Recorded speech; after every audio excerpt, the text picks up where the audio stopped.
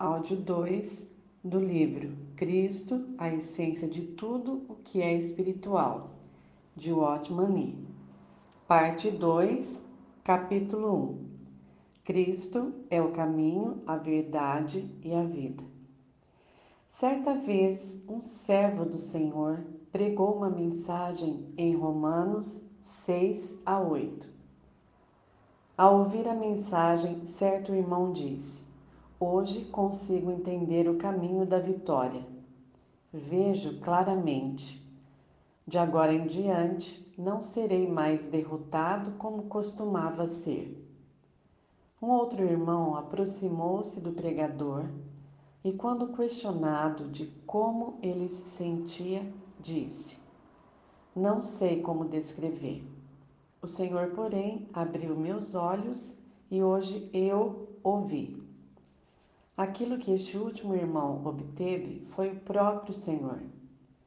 Ele, consequentemente, manteve-se firme, enquanto o primeiro foi novamente derrotado, pois recebeu apenas um método sem valor, não o próprio Senhor. Mesmo nossa motivação ao ouvirmos uma mensagem é muitas vezes incorreta. Em vez de pedirmos ao Senhor por revelação para que possamos vê-lo, tentamos memorizar um método que possamos levar conosco. E mesmo que apliquemos tal método, não chegaremos a lugar algum. Algumas vezes, todavia, chegamos a vislumbrar algo ainda que não ousemos dizer que vimos o Senhor. Contudo, se o contemplamos, tal visão trará mudança real. Graças a Deus, esse é o caminho. Não se trata de aprender um método, mas de conhecer o Senhor. Claramente nos é mostrado que o próprio Senhor é o método. Devemos, portanto, ao ouvir uma mensagem ou um testemunho, examinar a nós mesmos e verificar se encontramos o Senhor ou se simplesmente compreendemos um método. Não há libertação em conhecermos um método. Somente somos libertos ao conhecer o Senhor. Ouvir como Ele tem ajudado a outros não nos salvará. Só acharemos salvação se confiarmos no Senhor e nele somente. As palavras proferidas por eles podem parecer as mesmas, mas em realidade espiritual há uma distância enorme. O Senhor é o Senhor da vida e quem o toca, toca a vida. Somente tocar o Senhor confere vida. Cristo é a verdade. O Senhor não somente se apresenta como caminho, mas também fala de si mesmo como a verdade.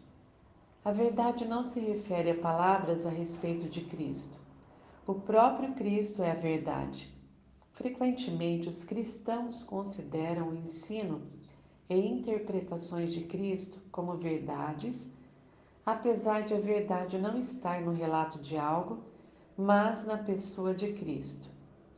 E conhecereis a verdade, e a verdade vos libertará, diz o Senhor. João, capítulo 8, versículo 32.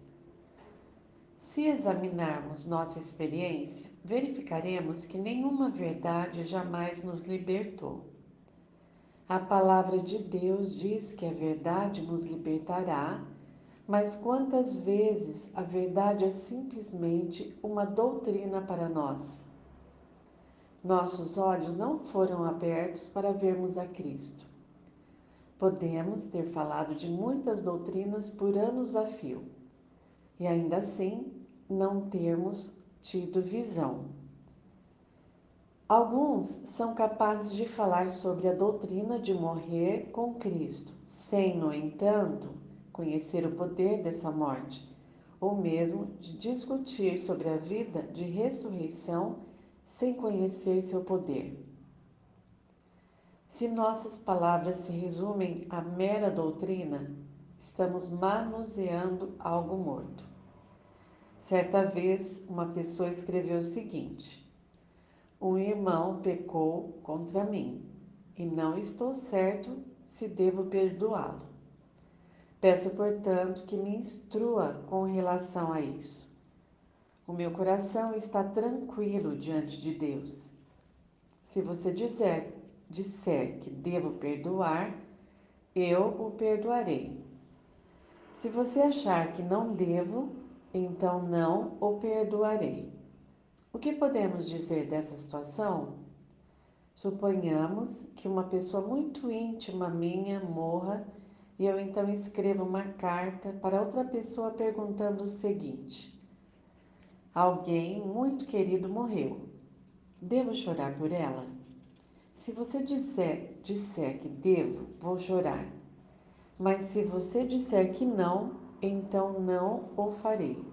A maioria das pessoas achariam essa pergunta um absurdo. Se alguém chora ou deixa de chorar dependendo do que lhe é dito, nem o choro, nem a falta dele são verdadeiros. Ambos são falsos e são, portanto, obras mortas, sem vida. O mesmo ocorre com a questão do perdão.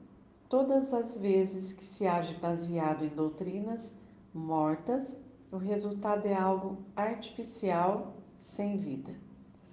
Tudo aquilo que não é Cristo vivendo em nós, ou não é Cristo como nossa verdade, em outras palavras, tudo aquilo que é feito com base em uma doutrina é obra morta. Será que conseguimos ver a diferença aqui? Ela é muito grande para passar desapercebida. Obras precisam de nossa memória para que nos lembremos de operá-las, mas a vida age espontaneamente. Uma palavra falada com vida não se origina na nossa memória, mas é motivada por um poder que há dentro de nós. O Senhor é quem nos controla e não uma doutrina ou um ensinamento. Deve haver um dia em que Deus abra nossos olhos para percebermos que a realidade espiritual se encontra em Cristo. Não tentaremos nos lembrar de certas doutrinas para procedermos de forma correta. Será Cristo vivendo em nós. Ele é a nossa verdade e, portanto, é uma verdade viva. Certa vez um irmão ficou ofendido com outro. Ele não tolerou a ofensa e repreendeu furiosamente o irmão que o ofendera. Mais tarde, sua consciência começou a incomodá-lo. Sentiu que deveria procurar o irmão que o ofendeu e pedir desculpas. Mas quando se lembrava de como aquele irmão o havia ofendido, sua raiva reacendia. Entretanto, ainda achava que devia desculpas a seu irmão. Desta forma, decidiu escrever-lhe uma carta nos seguintes termos: eu sinto o quanto estou errado em havê-lo repreendido daquela forma, mas, ao lembrar-se novamente do quanto aquele irmão o havia ofendido, sua raiva mais uma vez voltou. Depois de algum tempo, voltou a pegar a caneta e continuou a escrever. O seu coração estava amargurado todo o tempo que passou escrevendo. Mesmo ao colocar a carta no correio, ainda estava com raiva. Aparentemente não havia nada de errado com a carta, mas na realidade ela havia sido resultado de doutrina e não de vida.